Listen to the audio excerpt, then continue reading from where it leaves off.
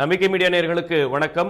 தமிழ்நாட்டினுடைய சட்டமன்ற தேர்தல் வாக்குப்பதிவு பதிவாகி நிறைவடைந்திருக்கிறது. பல கட்ட போராட்டங்களுக்கு பிறகு மக்கள் தங்களுடைய வாக்குகளை பதிவு செய்திருக்கிறார்கள். நேற்று இரவிலிருந்து பல்வேறு போராட்டம், பேருந்து கிடைக்கவில்லை. ஆனால் வாக்கு சதவீதம் என்று நாம் பார்க்க இருக்கிறோம் 85.07% இரவு 9 மணி நிலவரப்படி.